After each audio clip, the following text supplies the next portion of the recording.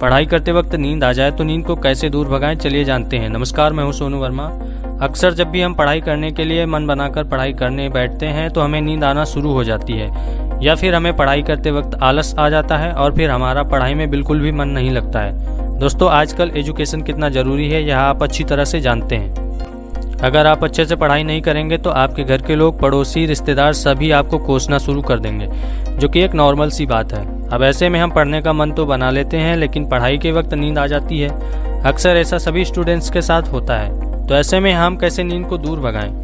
अक्सर आपने देखा होगा कि जब भी हम बहुत देर तक या थोड़ी देर के लिए भी पढ़ना शुरू करते हैं तो धीरे धीरे हमें आलस आना शुरू हो जाता है और फिर हमारा मन कहीं भटक जाता है, जिससे हमारा पढ़ाई में बिल्कुल भी ध्यान नहीं लगता है। या फिर जब हम एग्जाम के समय काफ़ी देर तक पढ़ते हैं तो हमें नींद आने लगती है। ऐसा क्यों होता है? तो आज हम आपको बताएंगे कि अगर आपको पढ़ाई के वक्त नींद आती है या फिर सोने का मन करता है तो कैसे आप पढ़ाई के वक्त नींद को दूर कर सकते हैं।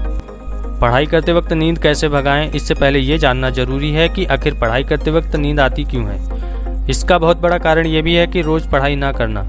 सबसे पहला दोस्तों, ज़्यादातर स्टूडेंट्स शुरू से ही धीरे धीरे रोज़ पढ़ने की आदत नहीं डालते, लेकिन जब एग्ज़ाम आते हैं तो वो एक दिन में सब कुछ पढ़ने का मन बना लेते हैं और फिर 6 से 7 घंटे वो पढ़ने के लिए तैयार हो जाते हैं। और फिर जब पढ़ने बैठते हैं तो फिर उन्हें धीरे धीरे नींद आने लगती है।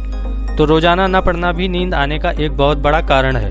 और दूसरा है ध्यान से नहीं पढ़ना। दोस्तों, अगर आप पढ़ते वक्त मन लगाकर नहीं पढ़ते हैं, यानी कि अगर आप पढ़ने बैठ रहे हैं और आपका ध्यान पढ़ाई करते वक्त कभी मोबाइल चैटिंग पे चला जाता है या फिर किसी और चीज़ में ध्यान रहता है, तो आपको नींद आना शुरू हो जाएगी।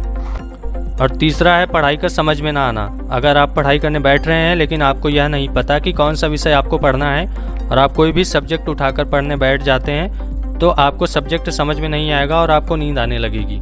और चौथा है देर रात तक पढ़ाई करना।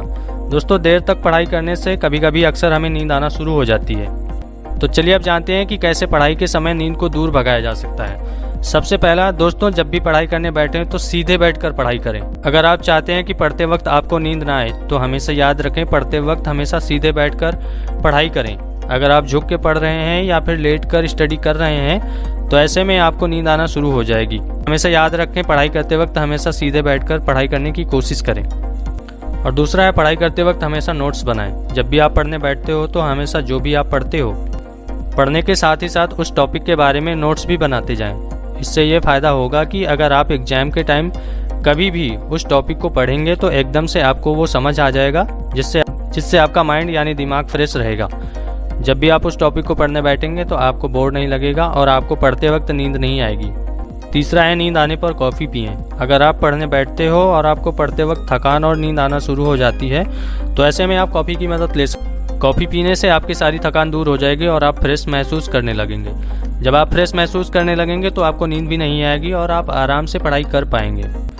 चौथा है चलते चलते पढ़ाई करें। अगर आप बैठ के पढ़ते पढ़ते आपको नींद आना शुरू हो जाए तो ऐसे में आप खड़े हो जाइए और वॉक यानी कि चलते चलते पढ़ाई करें। इससे आपका सारा आलस दूर हो जाएगा और आपको नींद नहीं आएगी और आप पूरी तरह से पढ़ाई पर फोकस कर पाएंगे।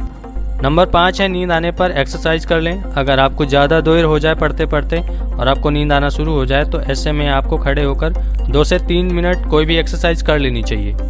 बहुत सारे स्टूडेंट शुरुआत से ही मन लगाकर हर रोज़ पढ़ाई नहीं करते हैं, लेकिन जब एग्ज़ाम नज़दीक आ जाते हैं तो वो एकदम से सारे सब्जेक्ट पढ़ने की कोशिश करते हैं, जिनकी वजह से उनके दिमाग का प्रेशर काफ़ी ज़्यादा और फिर वो एग्ज़ाम के टाइम कंफ्यूज रहते हैं। तो दोस्तों, कहने का मतलब ये है कि अगर आप शुरुआत से ही हर रोज़ थोड़ा थोड़ा पढ़ेंगे तो आपके लिए अच्छा रहेगा।